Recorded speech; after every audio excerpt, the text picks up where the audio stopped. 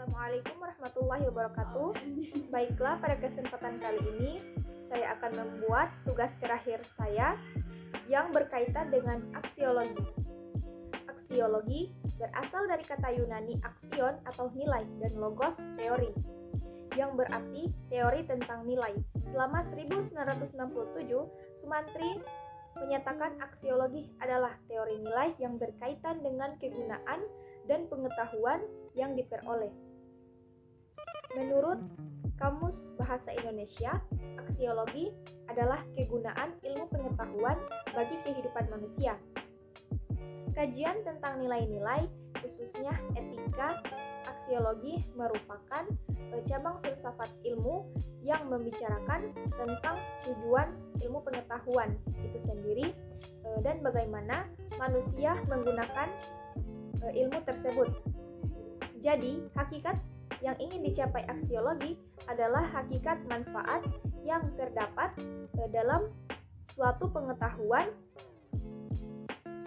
Objek kajian aksiologi adalah menyangkut masalah nilai kegunaan ilmu, karena ilmu harus disesuaikan dengan nilai-nilai budaya dan moral sehingga nilai kegunaan ilmu itu dapat dirasakan oleh masyarakat.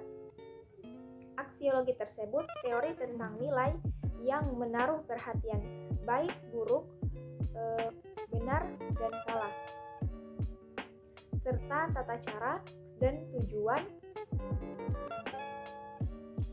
Dalam aksiologi ada dua komponen yang mendasar, yakni yang pertama ada etika. Istilah etika berasal dari bahasa Yunani ethos yang berarti adat kebiasaan. Dalam istilah lain dinamakan moral yang berasal dari bahasa Latin mores, kata jamak dari mos yang berarti adat kebiasaan. Etika adalah cabang filsafat aksiologi yang membahas masalah-masalah moral, perilaku, norma, dan adat istiadat yang berlaku pada komunitas tertentu. 2. Estetika. Estetika merupakan bidang studi manusia yang mempersoalkan tentang nilai keindahan. Mengandung arti bahwa di dalam diri segala sesuatu terdapat unsur-unsur yang tertata secara tertib dan harmonis dalam suatu hubungan yang utuh menyeluruh. Maksudnya adalah suatu objek yang indah bukan semata-mata bersifat selaras serta berpola baik, melainkan harus juga mempunyai kepribadian. Filsafat sebagai kumpulan teori digunakan memahami dan mereaksi dunia pemikiran. Jika seorang hendak ikut membentuk dunia atau ikut mendukung suatu ide yang membentuk suatu dunia, atau hendak menentang suatu sistem kebudayaan, atau sistem ekonomi, atau sistem politik, maka sebaiknya mempelajari teori-teori filsafatnya. Inilah kegunaan mempelajari teori-teori filsafat ilmu. Filsafat sebagai pandangan hidup. Filsafat dalam posisi yang kedua ini, semua teori ajarannya diterima, kebenarannya dan dilaksanakan akan dalam kehidupan. Filsafat sebagai pandangan hidup guna ialah untuk petunjuk dalam menjalani kehidupan. Yang ketiga ada filsafat sebagai metodologi dalam memecahkan masalah. Dalam hidup ini kita menghadapi banyak masalah kehidupan, akan dijalankan lebih enak bila masalah itu dapat diselesaikan. Ada banyak cara menyelesaikannya, mulai dari cara yang sederhana sampai yang paling rumit. Bila cara yang digunakan amat sederhana, maka biasanya masalah tidak terselesaikan secara tuntas. Penyelesaian yang detail itu biasanya dapat mengungkap semua masalah yang berkembang dalam kehidupan manusia. Aksiologi menurut filsafat dunia.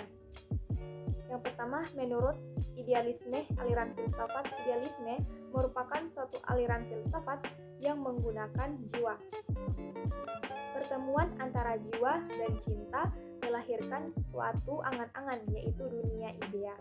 Pokok pemikiran idealisme ialah yang pertama meyakini adanya Tuhan sebagai ide tertinggi dari kejadian alam semesta ini. Yang kedua, dunia adalah suatu totalitas, suatu kesatuan yang logis dan bersifat spiritual. Yang ketiga, ada kenyataan sejati ialah bersifat spiritual. Yang keempat, ada idealisme berpendapat bahwa manusia menganggap roh atau sukma lebih berharga dan lebih tinggi daripada materi bagi kehidupan manusia.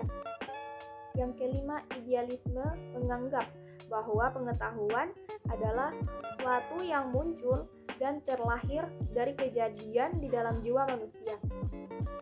Menurut realisme, idealisme adalah filsafat berat yang berpengaruh pada akhir abad ke-19 dengan memasuki abad ke-20. Realisme muncul khususnya di Inggris dan Amerika Utara.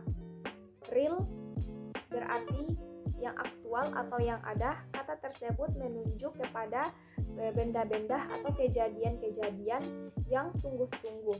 Artinya yang bukan sekedar khayalan atau apa yang ada dalam pikiran. Menurut pragmatisme, istilah pragmatisme berasal dari kata Yunani pragma yang artinya perbuatan atau tindakan.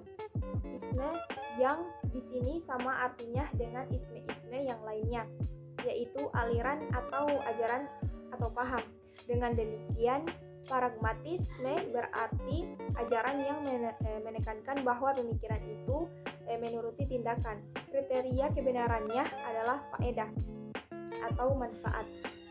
Baiklah, itulah tadi hasil pemaparan tugas terakhir yang berkaitan dengan aksiologi. Apabila terdapat kesalahan, saya mohon maaf yang sebesar-besarnya. Wallahu muwaffiq ila aqwamit thoriq. Wassalamualaikum warahmatullahi wabarakatuh.